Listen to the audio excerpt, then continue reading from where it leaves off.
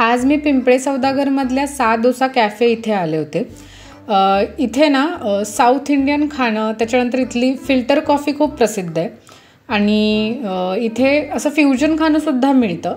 म्हटलं आज काहीतरी नवीन ट्राय करूया आणि रात्रीचा ॲम्बियन्स ना असा खूप छान वाटत होतं। त्यांनी असं छोटीशीच जागा आहे, खाली थोडेसे टेबल्स आहेत आणि वरतीसुद्धा बसायला जागा आहे। तर त्यांनी अशी लाईटिंग वगैरे छान केल्यामुळे मस्त वाटत होतं।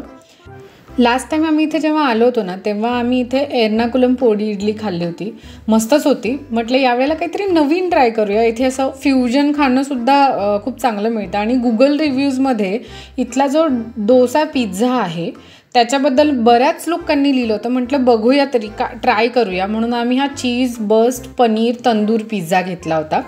तर आला तरी असा सिम्पलच होता, म्हणजे पहिल्यांदा त्यांनी असं आणून ठेवलं आणि मग हे नंतर त्यांनी वरून त्याला स्मोकी फ्लेवर देण्यासाठी हे आणली होती ही गन। तर एकदम मस्त असं एकदम काय म्हणतात ना, सगळ्या लोकांचं लक्ष पिझ्झाकडे होतं आणि छान होतं। म्हणजे त्यांनी प्रेझेंटेशन वगैरे चांगलं केलं आणि बराच मला असं वाटलं की डोसा पिझ्झा म्हणजे मे बी असंच नाव काहीतरी एकदम भारी आणि चवीला असा कसा तरीच असेल असं वाटलं, पण नाही, त्यांनी प्रॉपर मेहनत घेऊन केला होता आणि त्याचंच मला आश्चर्य वाटत होतं की हे चीज मेल्ट कसं होणार, बरोबर ना, आणि तो फ्लेवर कसा येणार तंदूरचा। तर कारण डोसा ठेवला तर डोसा खालून जळून जाईल, सो त्यांनी ही एक आयडिया वापरलेली मला इथे दिसली।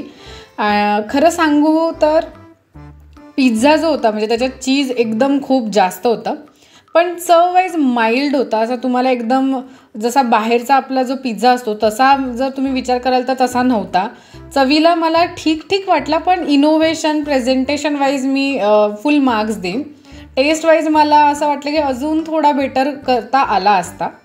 तुम्ही कधी इथला हा पिझ्झा ट्राय केला आहे का, किंवा इथल्या अजून अशा कुठल्या फ्युजन गोष्टी ट्राय केल्या आहेत का, तर मला त्या कमेंट करून नक्की सांगा।